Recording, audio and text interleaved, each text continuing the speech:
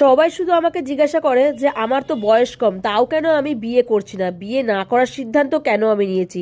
কিন্তু একটা মায়ের যে কি জ্বালা, একটা সিঙ্গেল মায়ের যে কি জ্বালা, সেটা সত্যি কেউ বুঝবে না।